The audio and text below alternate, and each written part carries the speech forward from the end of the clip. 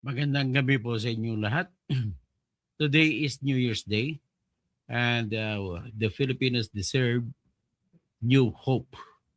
And new hope is good if kung lahat po tayo ay alam ko ano ang kalsada papunta sa magandang kinabukasan.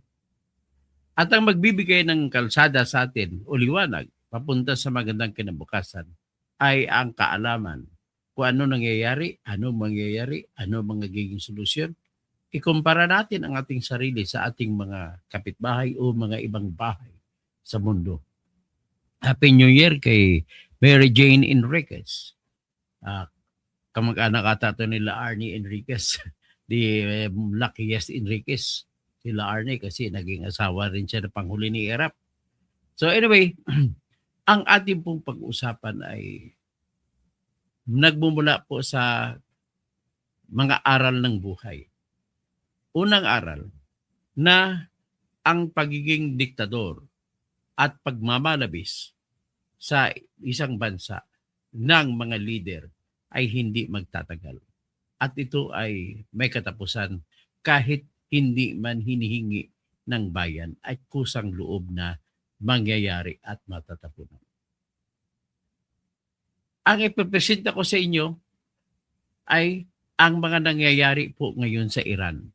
Ayaw ko mangyari sa Pilipinas, sa Iran ay mangyari rin sa Pilipinas. Pero hindi natin maiiwasan, Lieutenant Gilbert Rodriguez, magandang gabi po. Hindi po natin maiiwasan kung mangyari at mangyayari.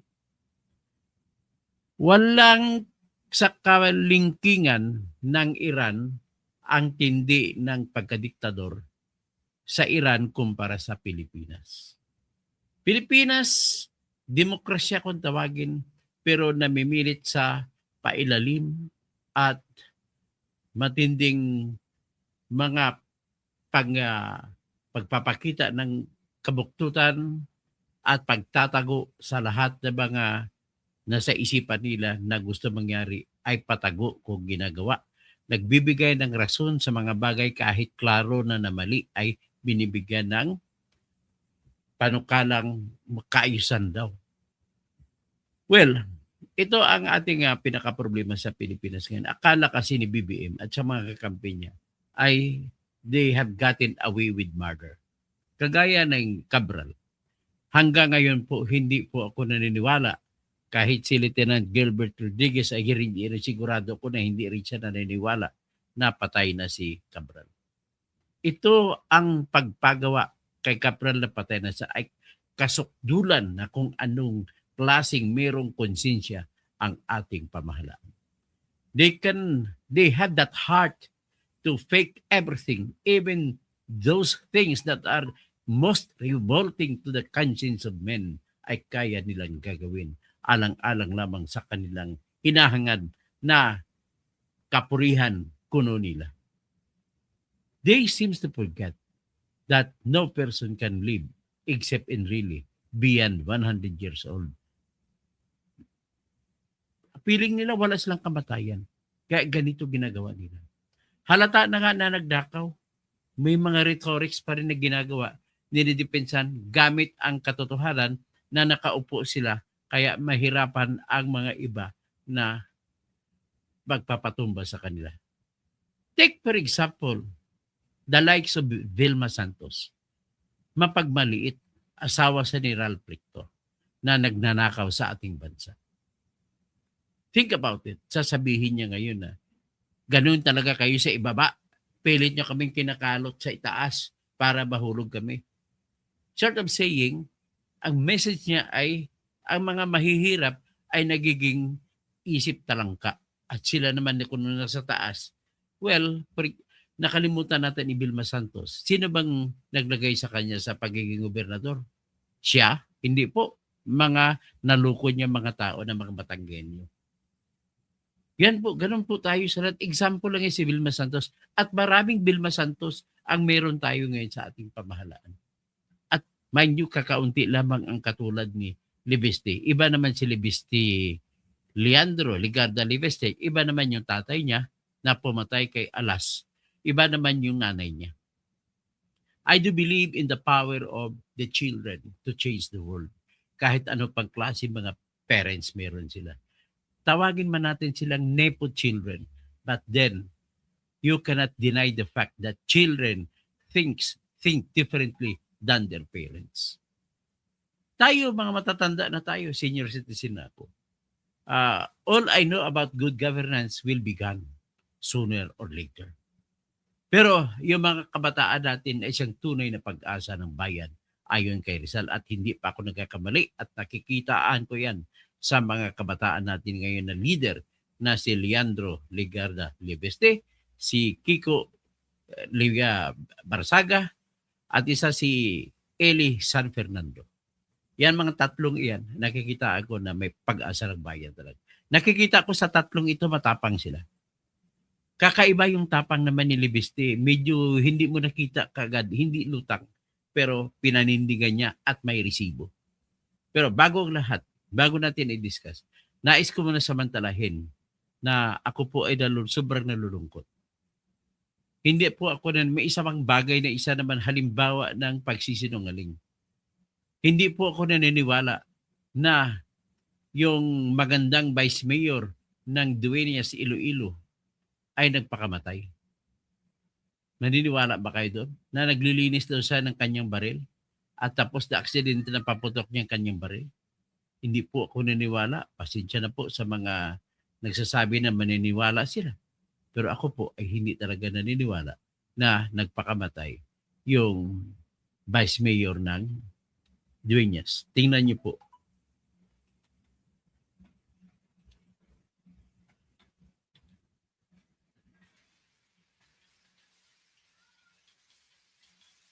Ito, papakita ko sa inyo.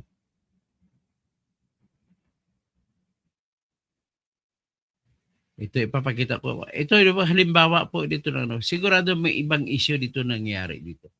Siguro, itong vice mayor ay nagpapakita ng pagiging mapagmasid at maurirat, kaya siguro ang powers that be yung mayor ay nagagalit sa kanya. Pero sabi ni mayor, very close na siya kay vice mayor. Ito po, tingnan muna natin ito bago tayo pupunta kay Libeste. Mayor Aimee Paz Lamasan ng Dueñas Iloilo Province matapos umanong mabaril ang sarili. Nangyari ang insidente Martes ng umaga sa pribadong bahay ni Lamasan sa La Paz District. Inaayos umano nito ang mga gamit para sa pagbiyahe papuntang Dueñas nang aksidenteng nakalabit ang trigger ng kanyang barila. Patuloy ang investigasyon upang matukoy ang buong detalye ng insidente. So, isa lang yan sa mga halimbawa na aking hinahalimbawa na ang pamahalaan po natin ay puno ng pagkukunwari. Lahat ng mga namamayagpag ay yung mga nakaupo. Sapagkat talagang ang hirap naman, maguguluhan yung mga sundalo natin mag-isip, sino bang papanigan nila? Yun, ganun po ang nangyayari. Pero bago pa man, meron din ako nakikita na isang silver lining o kahit may naaninag mo lamang na ilaw, pero ito'y magbibigay ng, sa tingin ko, na magandang buong liwanag sa Pilipinas. At ito po yung mga kabataan sa ating bayan ngayon. Matanda na po ako, wala na ako dyan. Mga kabataan na lang natin ang ating. Suportahan natin ating mga kabataan, mga anak natin. Sila po mga Gen Z sa ngayon ang pag-asa ng ating bayan. Kumbaga, ang tawag niyan sa Espanyol, Esperanza. Esperanza di Patria Adorada. Kaya nang matawag ko sa mga Gen Z ngayon, kagaya ni Libeste. Kaya ini-encourage ko, susuportahan ko sila sa sunod na eleksyon. Manawagan ako, ikakampanya ko lahat ng mga kabataan na tatakbo pagka-mayor, tatakbo pagka-vice mayor, tatakbo pagka-konsyal, tatakbo ng pagka-gobernador, vice-gobernador, mga bukal, tatakbo pagka-kapitan ngayon sa malapit na eleksyon, pagka-kapitan ni Kagawad, hindi lang kay Iske. Yan ang pag-asa natin ng ating bayan. Wala na itong mga tatandang ito, kumbaga, malaki ng puno, matayog ng niyog, hindi mo na pwede mababalik. Hindi na pwede mababago ang direksyon. Kaya, sa totoo lang sa ngayon, ganito na lang tinagkikita ko. Suportahan ko lahat ng Gen Z na tatakbo ngayong 2028 election at saka ngayong barangay election. Sila na lang ang ating pag-asa ng bayan. Kagaya nito, bata pa ito si Marcelito Pumoy. Hindi siya sa larangan ng politika. Pero dapat masunod natin ang kanyang yapak at mga kabataan, mga magagaling kumanta, sundin niyo po ang yapak ni Pumoy. Ito po, ipapakita ko po kung sino si Marcelito Pumoy. Akalain mo ba naman, pating the most powerful man on earth ay napahanga niya, tagahanga niya. Tingnan niyo. Si no less than President Trump ang nagpapakilala, nagpapaselfie pa sa kanya. O ito. Ay, talagang itong proud moments natin. Tingnan niyo, ipi-play ko yan. Ang makikita niyo diyan sa bandang kaliwa, yan si Marcelito Pumoy na tinawag siya ni President Trump na kumustahin at napakilala ni President Trump yung kanyang asawa na si Melania Trump at nagpa-selfie pa higit sa lahat si Trump sa kanya. Bago siya kumanta doon sa stage diyan sa Mar-a-Lago na club ni President Trump. O tingnan niyo si Marcelito Pumoy. Yan.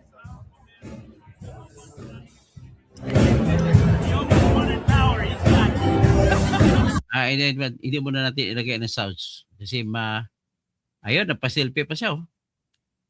Ayan kita mo. Ganun kagaling si Marcelito Pumoy.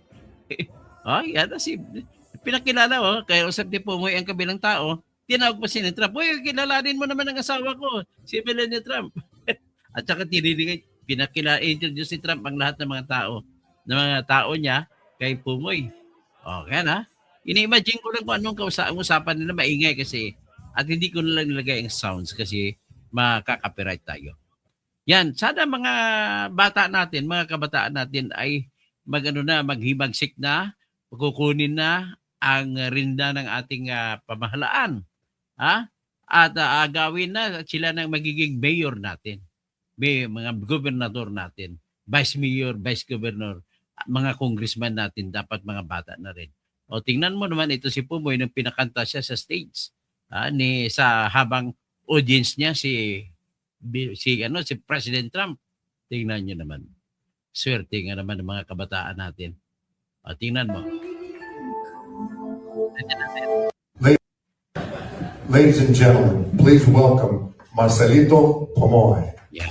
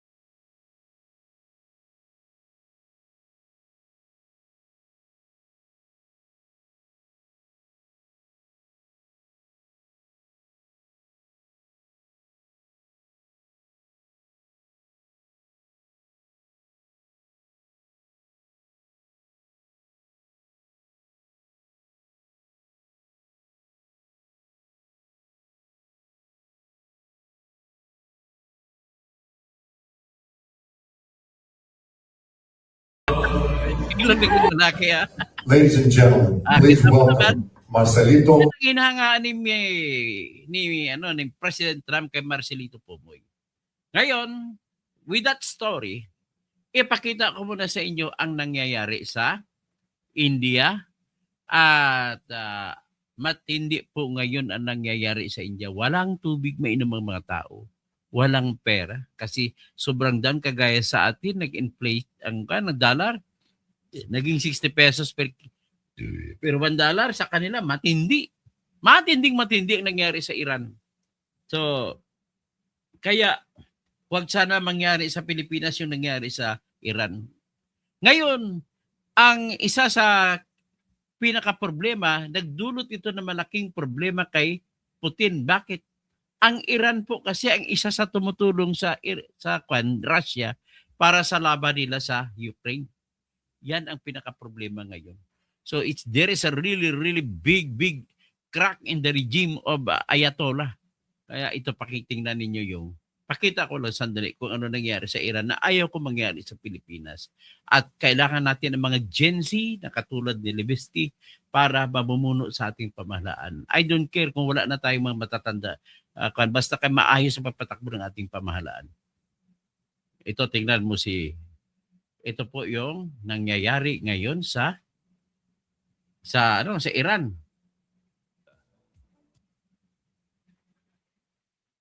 In Tehran. Tehran is falling. The streets of 21st century Iran.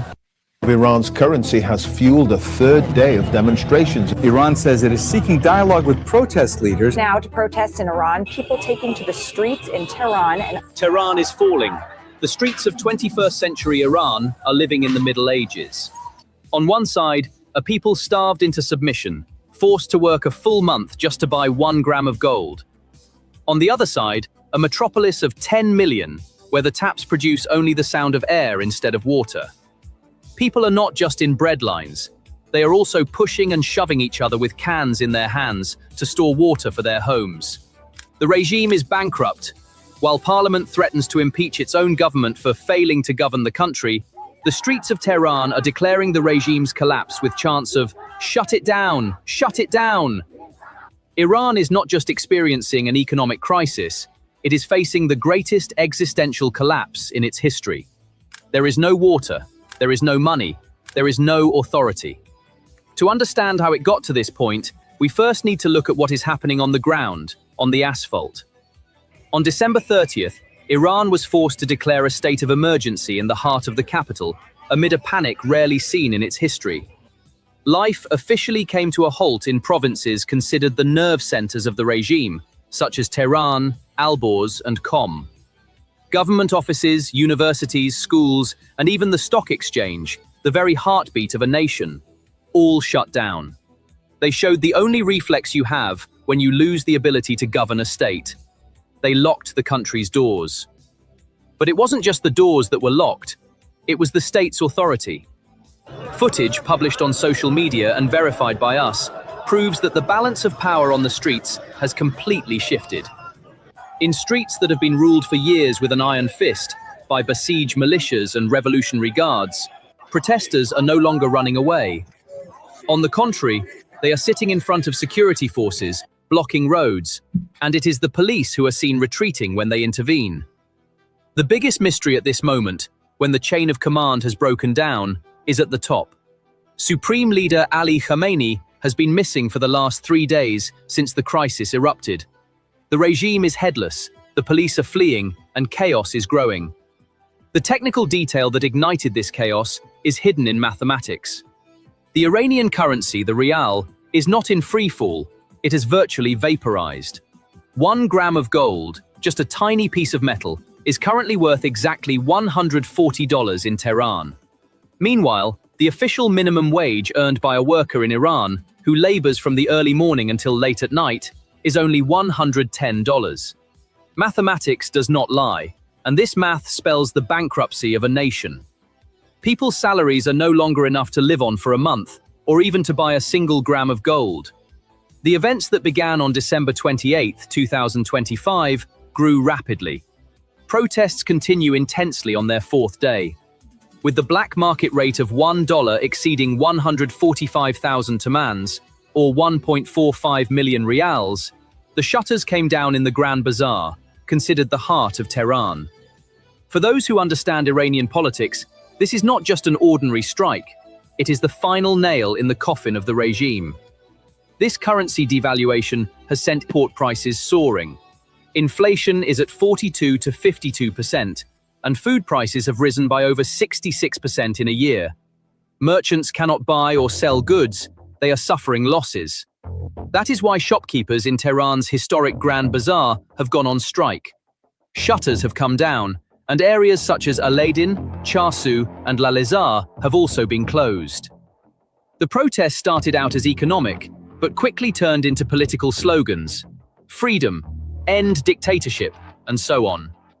The protests spread from Tehran to cities like Isfahan, Shiraz, Mashhad, and Kermanshah. University students also joined in. The anger we see in videos circulating on social media is not ideological opposition. It is a biological reflex. Hunger knows no ideology. The cries of Tehran University students, "I would die for my country, but we need to change this situation," are the clearest proof that the knife is at the bone. The famous shopkeepers who overthrew the Shah in the 1979 revolution are now marching against the mullahs with the slogan, "Close it down, close it down." The domino effect is spreading from Tehran across the entire country. This is not a capital city problem, but a system problem. The shopkeepers closing their shutters has completely severed the supply chain. Trade between Tehran's warehouses and other cities has come to a halt. What does this mean? It means that when you go to the grocery store tomorrow, you won't find rice on the shelves. It means you won't find medicine. Iran is a country dependent on imports for basic food and medicine. No currency means no imports. No imports means empty shelves. And when the shelves are empty, the streets fill up. The cracks within the regime's security apparatus are also growing with this ripple effect. What you see on your screens right now, the police officers retreating, fleeing, they are also children of this people. They too are struggling with the same inflation and the same rent hikes. Economic data may remain on paper, but what you encounter when you take to the streets is a pure struggle for survival. Iran is losing not only its currency, but also the basic necessities of life, water, and food. The crisis unfolding in Tehran goes far beyond a stock market chart. Okay. So, yan lang po. Gusto ko na ipakita sa inyo kung ano nangyayari sa Iran. Yan po. Tapos, nais ko rin sasabihin sa inyo na yung Russia ay napakatindi ang diktadorya. Hindi kaya malayo si Marcos yan. Pero ano nangyari po ngayon sa Russia? Natutumba. Russia is falling. Pinakahuli po na ginagawa ng Russia sa ngayon ay kinausap si Prime Minister Modi ng India na kunwari mag-hire ng mga workers na from India, 1 million workers from India, dadalhin sa Moscow at pinagpatrabaho una as workers. But later on, problema, nagpo-protesta yung mga Hello guys, oh. Problema po yung mga Indians at ginawa silang sundalo ng Russia laban sa Ukraine. Yan po ang nangyayari. Natanda natin pati Chinese na mga military, kinausap niya rin si Xi Jinping na magpadala ng mga Chinese soldiers doon. Ibig sabihin po, at ganun pa niya yung sa North Korea, si Kim ay kinumbinsi din ni Putin na magpadala ng sundalo ng mga North. Ubus po sila lahat. Namatay po lahat ng mga halos lahat na Koreano pinadala ron. Namatay din ng mga Chinese na pinadala ron. At ito naman ang pinaka last card niya, yung Indian. At nagagalit na rin yung isang Belarus na kakampi ni Putin ay nag-warning na rin yung presidente ng Belarus na parang aawayin niya na si Putin. Binibanggit ko lamang ito nangyari sa ibang bansa para ipamukha sa aking mga nakikinig sa akin na itong mga leader na ito ay mas matindi, mas mabigat ng di hamak ang kanilang hawak sa kanilang bansa. Pero si Marcos ay nagmamayabang, dapat na nagre-resign na siya. Ibigay na po natin sa mga kabataan. Wala po tayong kasiguran sa mga matatanda kagaya ko. Kagaya ng mga matatanda ng mga late 60s, 50s. Sa ngayon, mga Pilipino na edad 50s, 60s, kahit 40s. Tingnan mo si Terry Ridon, 40s pa lang yan. Pero mga masama yung mga namumutabi sa kanyang mga bunganga. Ang sama ng kanyang mga plataforma, mga pagsalita, sumasakay sa bawat issue. Kita mo naman ito si Dilema, wala ka na maasahan ngayon sa mga pink. O, pinagmamayabang pa ni Ronald Llamas at ni Insurrecto, Attorney Insurrecto, ang magtatandem ko na para sa 2028 si Marcos at saka si Leni Robredo. Whereas, on the side of Leni Robredo, halata mo na umiiwas si Leni Robredo sa kanila. Ando na siya sa Naga City na mayor, hindi siya nakikialam kung ano ang mga galaw-galawan ng mga makadilaw at makaping. The last time na tumulong si Leni sa kanila, yung inendorso niya yung kandidatura ni Bam Aquino at saka ni Kiko. Hanggang doon lang, hanggang ngayon wala ako nakikita. Ang marami kasi sa mga kakamping, desperado kasi sila. Hindi sila mananalo kung sila-sila lang. Yan ang problema nila. They cannot even solidify the ranks. Ako, mga number 1 na supporter nila noon. But I do not like to support them anymore. Bakit? So sumusuporta kayo kay BBM? Grabe ng ebidensya for political purposes, pati hindi na po ebidensya. Buwan-buwan, mali-malit ang pera ang dinideliver sa kay Martin Romualdez at para kay Bongbong Marcos, tapos baliwala lang sa inyo. Tapos, and yet you still have that heart to say Leni and Bongbong Marcos will join together for purposes of 2028 election at patakbo nyo si Leni na presidente, na tapos vice president si Bongbong. Ano, gusto nyo masisira ang reputasyon ni Leni? Kabit siya o makipag-join siya sa kawatan? Anong klase mga grabe mga utak ninyo, Ronald Llamas? Utak ninyo mga dilaw, baka kapamping. Saan papunta Pilipinas kung gano'n ang attitude ninyo? Ang ugali ninyo sa ngayon ay wala kayong sariling identity. Tumitira kayo kay Duterte. Kumakampi kayo kay BBM. Anong pagkakaiba na Duterte at BBM? Sa totoong kwento lang, mas matindi yung pagnanakaw ni BBM. Kay Duterte, kinaayawan nyo kasi nakabatay ng mga tao, ng maraming tao. Who between the two will you go with? Why? You have no own identity, Ronald Llamas. Wala bang identity ng sarili ang kakamping at saka makadilaw? Ang nakikita ko sa inyo, sana tuloy-tuloy kayo lumalaban para sa inyo. Huwag kayong kakampi kay BBM. Kung ayaw nyo kumampi kay Duterte, huwag kayong kumampi kay BBM. Sundin ninyo yung mga kabataan, mas matining, mas maganda, mas makisig, at mas matayog ang isip ng ating kabataan kagaya kay Libeste, kay Kiko Barsaga, kay Eli San Fernando. Ito, pero abang the three, mas nabilib ako ito kay Libeste. Bakit? Si Libeste po ay may napatunayan na po. Batang-bata pa. Napatakbo na ang kanyang kumpanya na solar company. From scratch, nagiging bilyonaryo. Sariling pera niya. Ang bilyonaryo po siya, batang-bata, bilyonaryo. Pero paano niya na-acquire yan? Hindi niya yan kinurakot.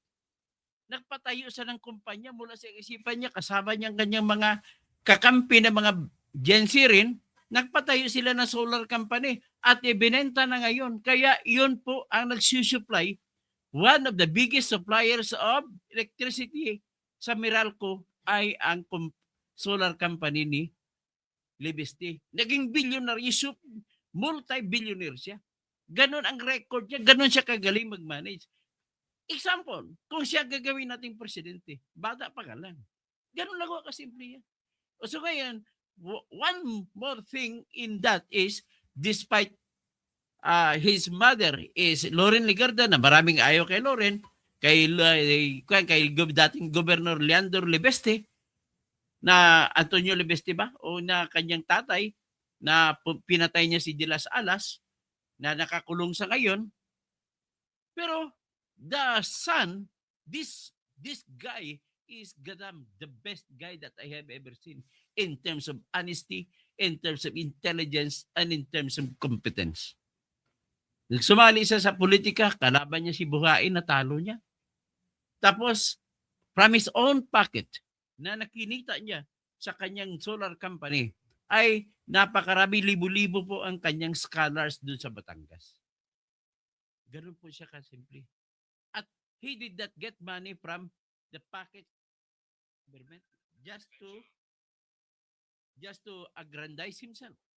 Oh, napapasikat, natural, papasikat din siya. Pero sarili niyang diskarte. Wala nga dyan ang nanay niya eh. Oh, ito ngayon, ang unang huling sinabi ni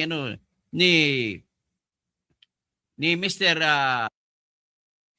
San Fernando, Mr. Libeste, ay pinakita niya yung Kongreso sa pamumuno ng bagong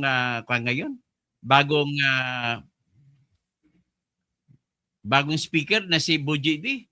at kanyang bagong Appropriations Committee Chair na si Swansing, sinabi niya na grabe din ang nangyayari dyan. Suhulan din ang nangyari. Suhulan ang nangyayari. Biro mo pagkatapos na maaprubahan ang tinatawag na na budget, ang ginawa nila, binigyan na lang bonus na 2 million pesos kada isang congressman. Napakatindi talaga ng ating lahat ng suhulan na lang. Itong suhulan po, yan po ang marka ng tinatawag na korupsyon. Ito, may resibo siya na sinabi niya, totoo, ito nga pinakita niya at hindi niya gagastuhin yung pera ng cheque na binigay sa kanya.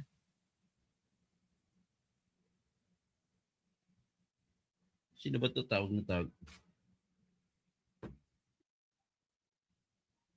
Sorry.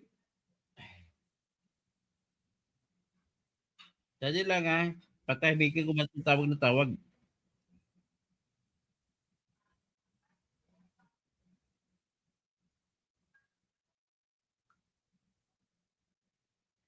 So ngayon, itong ating papakita ko yung ang mga cheque na resibo ni Leandro Libeste sa pagbibigay, sa pagpatotoo sa kanyang sinabi na may 2 million na bonus na binigay ang liderato ng House of Representatives para labang regaluhan silang lahat at na pilitan nila na ipa-approve nila ang General Appropriations Act na may mga puno pa rin ng tinatawag na pork barrel. Ano yung mga pork barrel dyan? Number 1 na pork barrel dyan na na-approvehan nila na gusto na rin ata ng mga senador natin. Kasi pera Yung pinataas po nila yung maipip. Pinataas kung hindi ako magkamali, 52 billion. From 16 billion na panukala, ginawa nilang 51 at 52 billion. Ilan din diferensya? 34 billion po ang dinagdag nila. So kung 34 billion, anong nangyari? Ano bang maipip? Bakit ko nasabi na talagang patronage sa money yan, na gusto-gusto ng mga congressman? Ganito po yun. Ang maipip ay ayuda ng supposedly ng ating bansa para sa mga tao na nangangailangan ng ospital, nangangailangan ng gamot. At pwede sila pumunta, lahat tayo pwede pumunta sa kahit anong ospital. Ospital ba ng gobyerno o ospital ng pribado? Kung ganon ang ating dapat gagawin, dapat ang lahat, wala na dapat guarantee letter. Ang gusto ng mga congressman at senador, meron pang guarantee letter. Although in fairness sa mga senador, ayaw na nila yan. Dahil may guarantee letter. Kasi kung may guarantee letter, anong pagkakaiba niyan? Kung ako tanungin ninyo, wala nang guarantee letter. Kahit sino ang mapa-ospital, basta pumunta na lang sa kahit anong ospital, pribado man o publiko, at pagkatapos, ay kuna na lang nila pagpapatunay ng video. I-upload na pa ospital at yun ginagamot para naman at babayaran ng ating pamahalaan mula doon sa maipip. Ang problema, sistema na gusto nila mangyari ay sila ni Swansing, yung mga corrupt na mga congressmen, ang gusto nila mangyari, dadaan muna sa kamay na congressman. Oy, may mga ospital sa iyong distrito. Kung walang sulat ni congressman, hindi igagalang ng ospital ang nagpapa-ospital. Kailangan may susulat. Oy, i-constituent ko po ito. Ngayon, paano naman ang mangyari sa mga taong hindi bumuto kay congressman? May makukuha ba? Yan ang ayaw din ni Lacson na mangyari. Pero bakit pumayag si Lacson? Bakit binuto niya? Ibig sabihin, kunwari lang ba na ayaw sila? Kagaya kay Risa Hontiveros, kunwari lang na ayaw sila. Kasi alam naman nila na ma-aprobahan, inaprubahan din nila. Si Risa Hontiveros walang isang pinaka-ipokrita na senador na ako nakilala. Akalain mo ba, ayaw niya kuno, galit na galit sa PhilHealth na si 80 million ay 90 million kinuha. At yung 74.4 million kinuha. Pero bakit mo inaprubahan? Bakit mo pinirmahan ang budget ng 2024? Tapos meron ka rin pala insertion na kukunwari ka malinis. Ganon. Si Risa, isa lang halimbawa sa ibang mga senador, ganon din sila. Pare-pareho sila. Kaya kailangan natin mga bata kagaya ng kay Libiste. Ngayon, sinabi ni Libiste, bilang papasalamat ko no, sa mga maanomalyang pundo na 6.7 trillion ay nabigay ng 2 million na bonus sa bawat congressman. Tapos tinatanggi nila, hindi daw yun mga bonus. Uuwi na mga panggasam pag Christmas party. Lalo pa ngayon kayo nababaon sa inyong sinasabi. Nababaon kayo sa inyong sinasabi. Sapagkat ang sinasabi ninyo ay if gagamitin daw sa Christmas party, hoy! Mga mangbabatas kayo. Wala po kayong kapangyarihan na mag-finance ng Christmas party ng constituents ninyo. Bawal sa konstitusyon yan. Mga putyang ina kayo. Ito, pakinggan mo itong papakita ko muna yung resibo ni Libeste na hindi niya gagamitin ang 2 million na binigay sa kanya. Ito po. Kaya sa totoo lang may mas pag-asa tayo sa mga kabataan. At least sa kabataan, iba yung utak niyan kasi inang kanilang mga magulang. Kahit na masamang politiko pang kanilang magulang, at least iba yung kanilang utak. Tingnan niyo yan, tingnan niyo yung mga cheque na yan. Palakihin natin. Yan ang mga cheque na yan. Yan. Tapos, sa cheque na yan, ang sabi naman ni Libeste dito ay isa sa publiko ang mga benepisyo ng mga kongresista na masikretong 18.58 billion na MOOA maintenance and other operating expenses fund. Kabilang ang 2 million Christmas bonus. Yan. Yan ang pinakita. Hindi niya gagamitin yan, hindi niya gagastusin yan. Bibigyan niya sariling bonus ang kanyang mga empleyado. Actually, namigay siya, gumastos siya 750,000 at 250,000. Pamigay lang na bonus sa kanyang mga empleyado sa House of Representatives nang galing sa sarili niyang bulsa. Kaya nananawagan si Batangas 1st District Representative Leandro Leveste ng transparency sa paggamit ng maintenance and other operating expenses ng Kongreso kaugnay ng 2 million Christmas bonus o pondo para sa Christmas activities na natanggap ng mga kongresista. Ang MOOA kasama ng sweldo ay umabot sa mahigit 20 million kada taon para sa mga kongresista. Dahilan upang igiit na mga karapatan na may karapatan ang publiko na malalaman kung saan napunta ang ganito kalaking pondo ng gobyerno sa bawat congressman. Dagdag pa ni Libeste, lalo pang nakakabahala ang pagtaas ng budget ng Kongreso na ang Kongreso ang nirerekomenda lamang po ng Department of Budget and Management ay 17 billion lamang. Tinaas nila na mahigit 10 billion. So naging 27 billion pahigit ang gastos nila. Ganon ka balahura ang mga congressman at congresswoman natin. So, ito pa ngayon, ang nakapagtataka naman, bakit hindi nagsasalita rito yung mga makabayan kuno ng congressman kagaya ni Terry Ridon? Hindi naman siya makabayan eh. Bicol Party, Bicol Saro naman siya ng mga congressman. Yung mga kagaya ni Laila de Lima, hindi niya pinupuna. Bagkus dinidepensahan pa niya. Asa na si Renico, Attorney Renico? Asa na yung iba pa ng mga kabayan? Asa na Chilo Jokno? Bakit hindi kayo nakatanggap kayo 20 million? Ba't isa? Napaka-ipokrito nyo talaga. Kunwari pa kayo mga makabayan. So, ang aking pag-asa dito lang, hinahimo ko kayo na bumuto na lang sa sunod na eleksyon. Iyan na lang ang pag-asa natin, ang mga kabataan na lang lahat. Yung mga si Chilo Jokno, matanda na yan. Si Leila de Lima, matanda na yan. Si Paul, matanda na yan. Kita mo si Akop. Ano nangyari kay Akop? Nagagalit ang mga pamilya niya kasi hanggang ngayon namatay na nga siya, binabas. Saan ka ba na makakita? Patay na nga tao, binabas. Siyempre, kawatan naman siya nung buhay siya eh. Sino ba naglinis kay Lacson sa Kuratong Baliling? Di yung CIDG investigator na noon ang hepe noon ay si Akop. Malinis ka ba, Akop? Kung buhay ka pa ngayon, sasabihin ko pa rin sa iyo ulit ngayon yan. Kung baga, isa ka sa mga pinagdadarasal sa pinagka-wish sa birthday ni Cara David na mamamatay ang lahat ng kurap. Kung ayaw nyo makulong, di mamamatay na lang kayo. Mawala na yung sigaw ng mga protesta na sabi, mga kurap, kulong na yan. Hindi, mamamatay na kayo. Ganun lang kasimple po.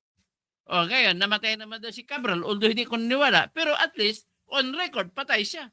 At binumura siya sa kanyang mga ninakaw at hindi ako nagkakamali. Kaya umupo siya bilang Planning and Services Undersecretary ng DPWH mula po ng panahon pa lang ni Noynoy. Panahon ni Duterte, panahon ni BBM. At hindi po ako naniniwala na sasabihin mo na walang kinita sa panahon ni Noynoy sa DPWH kasi lahat mula pa noong panahon kahit kay Cory pa, ang sistema ng mga construction ay ganun talaga sa public projects natin.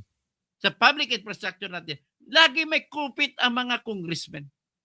Kaya sa mga kupit, kung Planning and Services ang opisina ni Cabral, nakabisado niya niyan, lahat ng mga congressmen ay tumatawag sa kanya para kunwari, hindi halata na singit nila or insertion nila o amendment nila sa during the deliberations in the House of Representatives and in the Senate of the Philippines so that they want it to be hidden. Itatago na kunwari, budget ng presidente yan. Yan ang papel ni Cabral. Ngayon, sabihin na lang natin, sa bawat proyekto, kikita si Cabral ng 1%. Sabihin na natin ng 1%.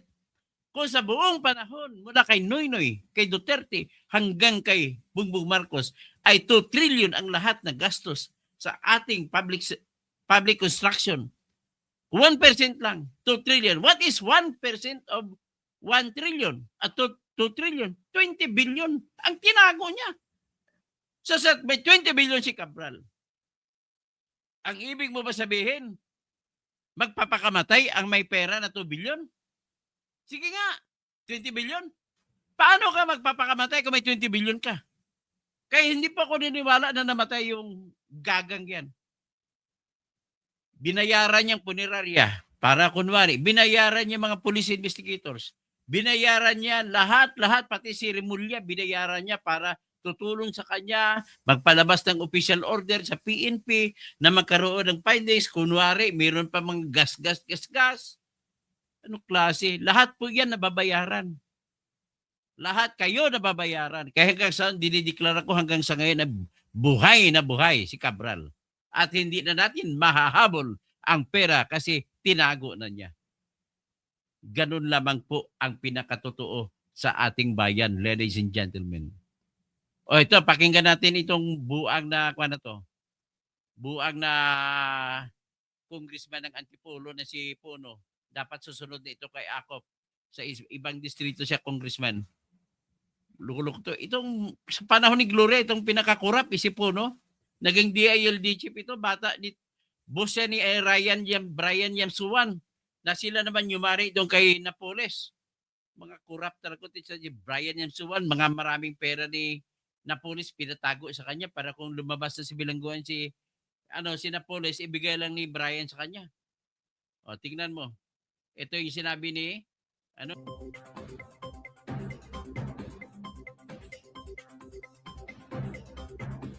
daw talaga sila noong Kapaskuhan pero hindi raw 2 million. Tulad ng sinasabi ni Leandro, saka hindi raw Christmas bonus ang tawag doon.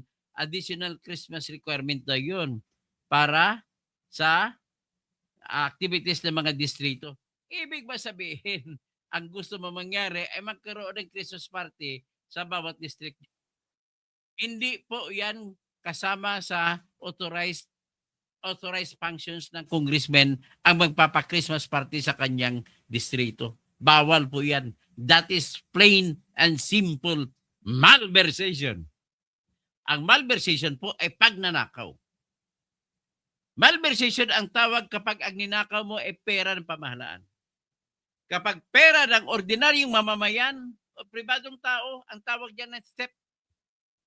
Kapag ang pera kinuha mo sa pamamagitan ng persahan, ang tawag diyan ay robbery.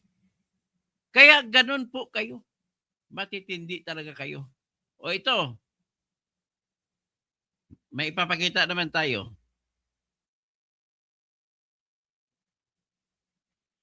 Itong isa sa kinagago nila, bakit inaatake nila si Congressman Libeste? Kasi nagkataon na nakaisip ito si Congressman Libeste na kukunin ang mga files ni Cabral. Kasi advance naisip niya na kagad na si Cabral pala ang source ng lahat ng corruption. Ito po, part ito ng Cabral files. Ano ba ang nakalagay dito sa Cabral files? Pag makita mo, ito po yung 8 billion na siningit ni Cabral na inaprubahan hanggang sa General Appropriations Act Bicameral Conference Committee na nakapangalan na kuno kay AS at saka SAP. Sino ba si AS? Executive Secretary doon ay nanguna si Vic Rodriguez pero tinanggal siya kagad. 2 months lang ata siya. Tapos pinalitan siya kay Lucas Bersamin. Tapos sino naman ang SAP? Ang SAP po ay Special Advisor to the President. Sino ba yun? Si Antonio Lagdameo. Yan po, mga best friends sa paghihitit ng cocaine ang mga body niya, si SAP. So bakit nakasap? Bakit 8 billion? Secretary naman sila.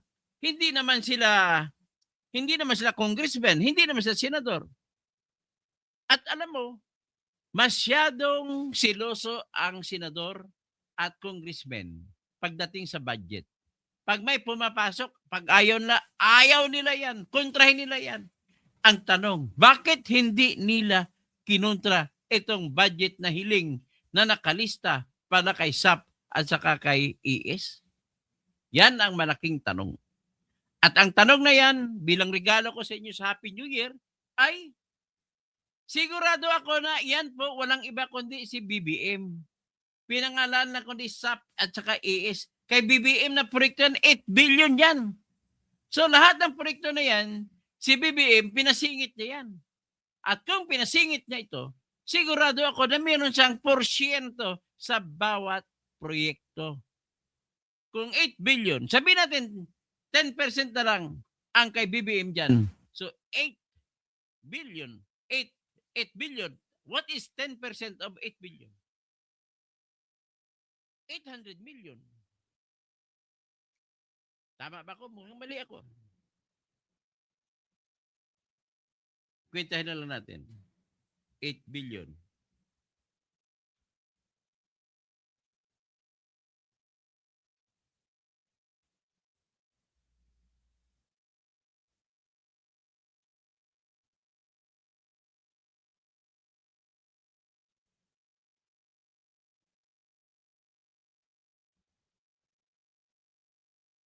Tama, 800 million.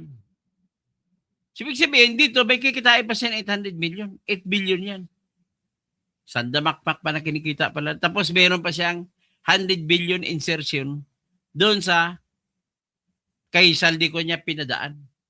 Kasi hindi niya na makukuha sa ilalim sa NEP, doon niya ipinasak sa taas. So 100 billion, sabi naman ni Saldico, 20 to 25% kinukuha ni Bugbong doon. So what is 1/4 of 100 billion? 25 billion.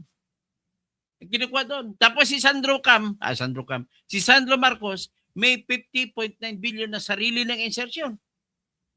Okay, 25% na lang. Which is 1/4 of 50. 12.5, 13 billion. Nakikita niyo ba yan? Do I need more to say that?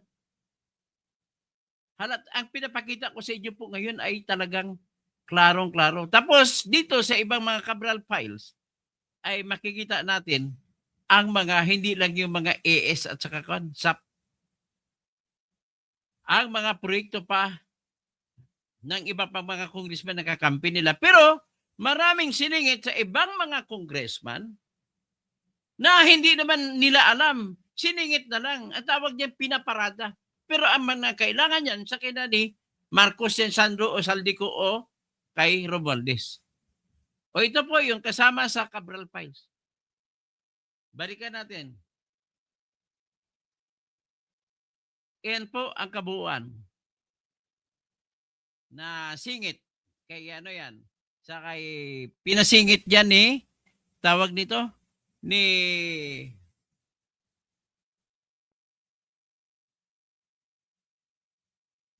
yan, baka pinasingit na sa pamamagitan ni Cabral. 231 billion sa dulo total. Oh. Sa kwan ito, National Capital Region lang yan. Ito yung pinaka-kwan.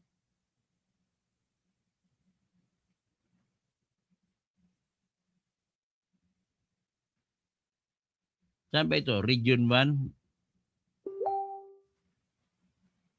So, 3 trillion ang kabuuan pala hanggang 2006 ang nasingit sa pamamagitan ni Cabral ay 3 trillion 516 billion 269 million 761. Yan po sa Cabral Files nakikita. Grabe. So ito naman sa National Capital Region ang nasingit sa kanila 231 billion total. Dito naman sa Region 1 sa distrito ni Marcos ay 188 billion. Pero tingnan mo, pansinin mo, sino ang pinakamalaking pondo? Si Sandro Marcos. Ilocos Norte, 1st District, 42 billion. Ang second ay yung kanyang tito na si Congressman Michael Marcos Barba, 18 billion lang. At saka La Union, may malaki kay ano ito, sa distrito ni Paulo Ortega, 23 billion. So, napakarami. Yan, makikita mo, ito pong kinatatakutan nila kasi mabibisto. Sino may pinakamaraming siningit. Maliban pa yun sa singit sa itaas. O, ito naman, sa Cordillera Region, ang may pinakamalaki ay Abra. Bakit? Dyan tagariyan si Lucas Bersamin. Kaya 41 billion. Matindi. O, ito naman, sa Region 2, sino ang pinakamalaki? Ang pinakamalaki dito, Nueva Vizcaya, Lone District, 27 billion. Bakit? Siguro, dikit na dikit sa kanila. Region 3. Sa Region 3, ang pinakamalaki ay 33 billion. Sambales, 2nd District, kay Jeffrey Kungon. Jefferson Kungon, putang ina, kawatan talaga to. Buti, hiniwalayan ka na ni Aiko Melendez. Tapos ang Tarlac, 2nd District, 29 billion. Ano pa iba malaki rito? 28 billion. Bulacan, 1st District. Kay Danilo Domingo. Puta kawatan pala si Congressman Domingo. O, ang Aurora, Lone District, 19. Kay Sani Angara naman ito. O, tingnan natin, Region 4A, 341 billion. At ang pinakamalaki dyan ay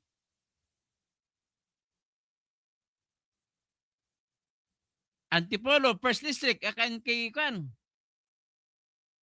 ano to, kay Akop, 20 billion. Kaya nagnakaw talaga si Akop. Pero may 26 billion. Quezon, 2nd District, kay Gigi Suarez, 26 billion. Sino pa rito? Grabe talaga kayo. O, ito naman, 4B. Pinakamalaki, Occidental Mindoro, 42 billion. Occidental Mindoro, 41 billion. Ito po yung lugar na kung saan natuklap ang mga flood control projects. Ito naman, Region 5 sa Bicol. Pinakamalaki, 2nd District ng Albay. Mga kakampi ito ni Saldico, 44 billion. Next sa Arbay 3rd District, 20 billion. Sunod, Camarines Norte, 19 billion. 21 billion sa Camarines Sur. 4th District, kanino to? 5th District, kay ano ba to? Kay Villapuerte. May 27 billion. Sorsogon, kay Chis Escudero. Grabe. Siyempre, nagkakamutan ng kati sa likod. Sige, kakamutin ni Chis ang likod ni BBM, kakamutin ni BBM ang likod ni Chis. Kaya ganun ang explanation dyan. Sa Region 6, ang pinakakawatan na distrito ay Antique Lone District. Kapatid ni Loren Ligarda, si Antonio Ligarda. Oh, ito naman, kaya ito nahihiya si Libiste dito kasi tito niya. Oh, kapatid ng nanay niya, si Antonio Libiste, Antonio Ligarda. Ang isa pa na malaki ay Iloilo 3rd District. Sino ba 3rd District? 13 billion. O, isa region, Negros Island Region. Pinakamalaki ay Negros Oriental 2nd District. Ito ata kay Ernest Davis. Wala na, kukunti lang sa iba. Dito naman, Region 7 sa Bohol. Anong pinakamalaki rito? 32, Cebu 7th District, 32 billion. Matindi ah. Ang sunod, sa Bohol, 3rd District, 19 billion. Mga malalapit yan sa luwag. Tapos dito naman sa Region 8, sa mga waray-waray region, pinakamalaki, 1st District, walang pabor-pabor, Tacloban. Ha? Tacloban si Romualdez Martin, 32 billion. Grabe. Sikan-sikan na sa kanya ang 2nd District.